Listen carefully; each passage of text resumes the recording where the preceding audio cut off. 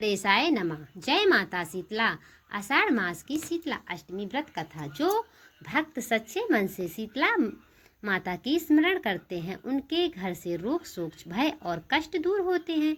माता शीतला की कृपा से परिवार में सुख शांति आरोग्य और समृद्धि बनी रहती है। एक समय की बात है, एक नगर में एक निर्धन किंतु धर्मपरायण ब्राह्मण अपने परिवार के साथ रहता था। उसकी पत्नी अत्यंत पतिव्रता दयालु और माता शीतला की अनन्य भक्त थी।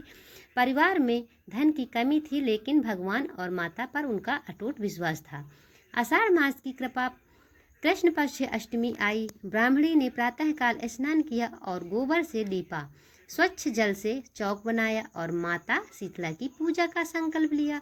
उसने एक दिन पहले ही भोजन बनाकर रख लिया था क्योंकि इस दिन चूल्हा जलाना वर्जित माना जाता है। उसने ठंडे भोजन का भोग माता को लगाया और श्रद्धा पूर्वक व्रत रखा। उसी नगर में एक धनी सेठ रहता था। उसके घर में धन दौलत की कोई कमी नहीं थी परंतु उसे धर्म कर्म से विश्वास नहीं था। उसकी पत्नी ने भी ब्राह्मणी को देखकर कहा, इनकी गरीबी से भी तुम व्रत रखती हो, इससे क्या लाभ है? ब्राह्मणी मुस्कुराकर बोली, धन से नहीं श्रद्धा से माता प्रसन्न होती हैं। कुछ समय बाद नगर में भयंकर महामारी फैल गई। अनेक लोग रोगों से पीड़ित हो गए।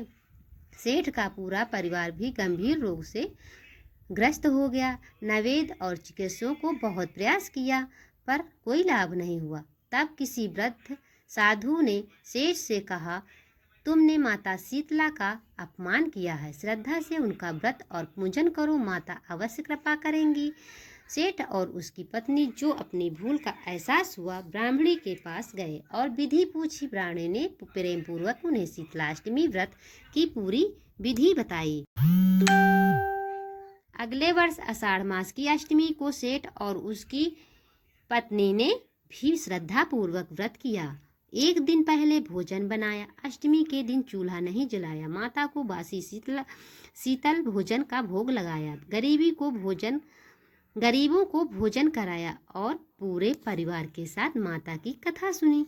माता शीतला उनकी सच्ची भक्ति से प्रसन्न हुई। धीरे धीरे उनके परिवार के सभी सदस्य स्वस्थ हो गए।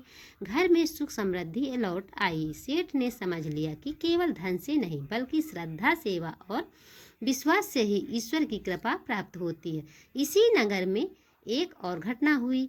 एक महिला हर वर्ष शीतलाष्टमी का व्रत करती थी लेकिन इस बार उसने सोचा कि पहले गर्म भोजन बना लें फिर पूजा कर लेंगे। उसने अष्टमी के दिन ही चूल्हा जला दिया। उसी रात उसका छोटा पुत्र तेज ज्वर से पीड़ित हो गया। महिला बहुत दुखी हुई। उसे अपनी गलती का एहसास हुआ। उसने माता से क्षमा मांगी और अगले वर्ष पूरी श्रद्धा से व्रत किया। माता शीतला की कृपा से उसका पुत्र पूर्णवत स्वस्थ हो गया।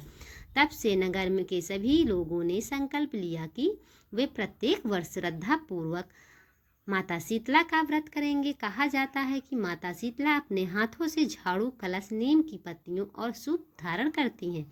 झाड़ू से वे रोगों का नाश करती हैं, कलश से आरोग्य का अमृत प्रदान करती हैं, नीम से वातावरण को शुद्ध करती हैं और सूप से घर के सभी दोष दूर करती हैं। जो व्यक्ति शीतला अष्टमी के दिन प्रातःकाल स्नान करके माता की पूजा करता है, ठंडे भोजन का भोग लगाता है, नीम की पूजा करता है, कथा सुनता है और दान पुण्य करता है, उसके परिवार में सुख शांति और आरोग्य का वास होता है। माता शीतला का संदेश केवल व्रत करना ही नहीं बल्कि स्वच्छता, संयम, सेवा, दया और स्वास्थ्य की रक्षा करना भी है। इसलिए इस दिन घर की साफ सफाई, शुद्धता और सात्विकता का विशेष महत्व बताया गया है।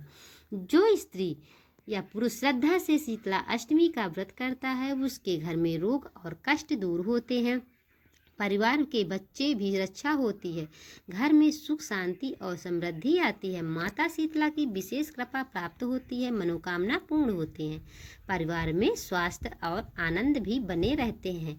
अंत में सभी भक्त मिलकर माता शीतला का जय घोष करें। शीतला माता की जय। जय जय शीतला महारानी, सब रोगों का नाश करने वाली माता की जय। जो श्रद्धा पूर्वक इस शीतला अष्टमी का व्रत को सुनता या सुनाता है माता शीतला उसकी सभी उचित मनोकामना को पूर्ण करती हैं। तथा उसके परिवार पर अपनी कृपा बनाए रखती हैं। शीतला अष्टमी व्रत कथा यहीं से मैं संपूर्ण करती हूँ। आप सभी लोगों को ये कथा सब पसंद आए तो वीडियो को लाइक और सब्सक्राइब करें। कमेंट में लिखें जय माँ शीतला, हर हर महादेव।